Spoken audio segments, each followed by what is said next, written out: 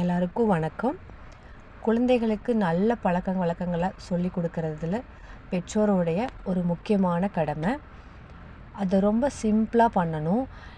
Conditions rules எல்லாம் வச்சிங்கன்னா அவங்க அதை ஃபாலோ பண்ண மாட்டாங்க. அப்படியே ஃபாலோ பண்ணாலும் அது அந்த டைமில் மட்டும்தான் நடக்கும். அது அவங்களோட ஹேபிட்டாக மாறாது.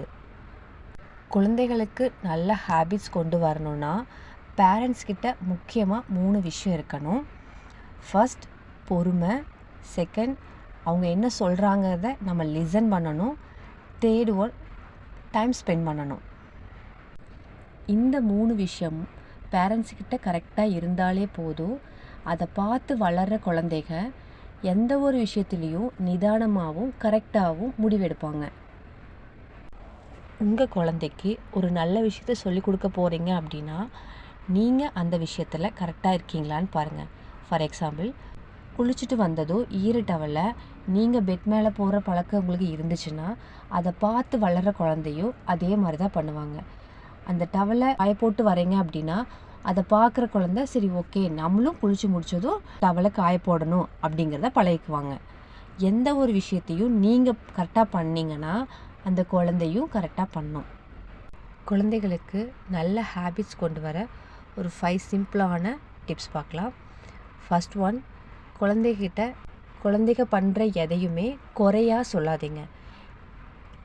அவங்க பண்ணுறத இதில் தப்பு இருக்குது, இது ரைட் இருக்குதுன்னு சொல்ல ட்ரை பண்ணுங்கள்.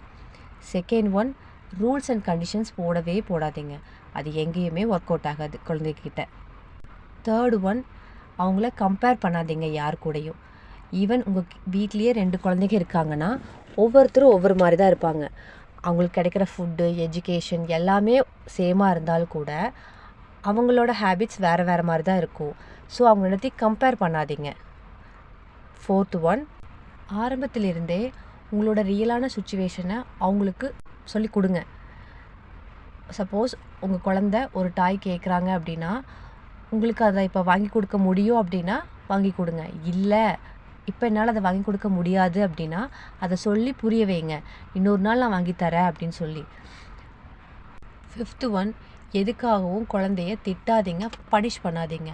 நம்ம காலத்தில் நம்ம திட்டினாலோ அடித்தாலோ பயந்துட்டு அதை செய்வோம். ஆனால் இப்போ இருக்கிற குழந்தைங்க நம்ம திட்டினாலோ அடித்தாலோ ரொம்ப ஆப்போசிட்டாக மாறுவாங்களே தவிர நம்ம சொல்கிறத கண்டிப்பாக கேட்க மாட்டாங்க.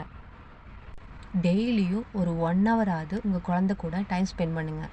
டைம் ஸ்பெண்ட் பண்ணுறதுனா நீங்கள் பாட்டுக்கு மொபைல் நோண்டிட்டு உங்கள் குழந்தை டிவி பார்த்துட்டு 1 ஹவர் உட்காண்ட்ருக்கிறது இல்லை. 1 ஹவராவது உங்கள் குழந்தை டே ஃபுல்லாக என்ன பண்ணினாங்க அப்படிங்கிறத பற்றி நீங்கள் பேசுங்க. இன்றைக்கி என்ன நடந்துச்சு ஸ்கூலில் அப்படின்னு கேட்குறது.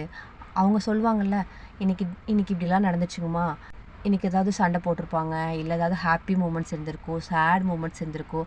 அதை பற்றி சொல்லும்போது நீ சூப்பராக பண்ணியிருக்க, இந்த விஷயத்த நீ சூப்பராக பண்ணியிருக்க, இல்லை இது நீ இப்படி கூட பண்ணியிருந்துருக்கலாம், நீ சண்டை போடாமல் இருந்திருக்கலாம், உங்கள் நல்ல ஃப்ரெண்டு தானே அவங்க, அப்படிலாம் நீங்கள் சஜஷன் கொடுக்கும்போது அவங்க நெக்ஸ்ட் டைம் அந்த மாதிரி ஒரு சுச்சுவேஷன் வந்துச்சுன்னா எப்படி ரியாக்ட் பண்ணுறதுங்கிறத பழகிக்குவாங்க. அந்த மாதிரி தான் நீங்கள் ஒரு நல்ல பழக்கத்தை அவங்ககிட்ட கொண்டு வர முடியுமே தவிர நீங்கள் இப்படி நடந்துக்கோ இப்படி நடந்துக்காத அப்படின்னு சொன்னால் அவங்க கேட்க போகிறதில்ல. This video sponsored by genreviews.online.